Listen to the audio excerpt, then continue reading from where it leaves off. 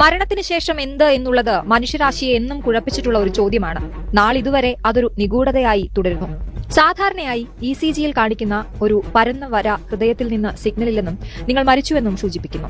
തലയോട്ടിയിലെ ഉപരിതലത്തിലുള്ള ഇലക്ട്രോഡുകൾ വഴി ഒരു രോഗിയുടെ അവസാന നിമിഷങ്ങളിൽ തലച്ചോറിന്റെ പ്രവർത്തനങ്ങൾ നിരീക്ഷിക്കാമെന്നും അദ്ദേഹം പറഞ്ഞു. കാർഡിയാക് മോണിറ്ററിൽ ഫ്ലാറ്റ് ലൈൻ കാണിക്കുന്നതിനാൽ ഹൃദയം നിന്നുവെന്ന് വിധിയെഴുതിയാലും നിങ്ങൾ പൂർണ്ണമായും മരിച്ചിട്ടുണ്ടാവില്ലെന്ന് അദ്ദേഹം വ്യക്തമാക്കി. ഹൃദയസ്തംഭനം നടന്നു കഴിഞ്ഞും നിമിഷങ്ങളോളം നിങ്ങളുടെ തലച്ചോറിന്റെ പ്രവർത്തനം തുടരുന്നു. സ്വപ്നം കാണുമ്പോൾ മസ്തിഷ്കത്തിലുണ്ടാകുന്ന തരംഗങ്ങൾക്ക് സമാനമായി ഈ സമയം തലച്ചോറിൽ വ്യതിയാനങ്ങൾ സംഭവിക്കുന്നതായി ഡോക്ടർ ജാൻഡിയാൽ പറഞ്ഞു. ന്യൂറോ ട്രാൻസ്മിറ്ററുകളുടെ പ്രവർത്തനം തലയോട്ടിക്കുള്ളിൽ ഒരു വിസ്ഫോടനം തന്നെ സൃഷ്ടിക്കുന്നു. ആ സമയത്ത് വേണം നമ്മൾ വിട പറഞ്ഞു പോകുന്നവരുടെ കൈ മുറുകെ പിടിക്കുവാൻ, ഡോക്ടർ പറയുന്നു. ഒരാൾ അന്തിമ ശ്വാസമെടുക്കുമ്പോൾ ഹൃദയം തലച്ചോറിലേക്ക് അവസാനമായി രക്തം എത്തിക്കുന്നു. നിർണായകമായ ആ അവസാന നിമിഷത്തിലാണ് മസ്തിഷ്കം നിങ്ങളുടെ ഏറ്റവും വലിയ സ്വപ്നം നിങ്ങളെ കാണിക്കുന്നത് എന്ന് ഈ ന്യൂറോ സർജൻ അവകാശപ്പെടുന്നു. മരണത്തെ മുഖാമുഖം കണ്ടവർക്കും മരണത്തിന്റെ വക്കിൽ നിന്ന് രക്ഷപ്പെട്ട് ജീവിതത്തിലേക്ക് തിരിച്ചു വന്നവർക്കും ഇത്തരം സമാനമായ അനുഭവങ്ങൾ ഉണ്ടെന്ന് അദ്ദേഹം കൂട്ടിച്ചേർത്തു.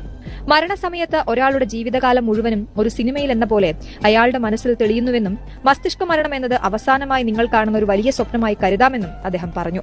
മരണപ്പെടുന്നവർ അവസാന സമയം തനിച്ചല്ലെന്ന് ഉറപ്പിക്കാൻ ചില നഴ്സുമാർ ഹൃദയസ്തംഭനത്തിന് ശേഷം രോഗികളുമായി സംസാരിക്കാറുണ്ടെന്ന് അവതാരകനായ ഡോക്ടർ രംഗൻ ചാറ്റർജി അഭിപ്രായപ്പെട്ടു.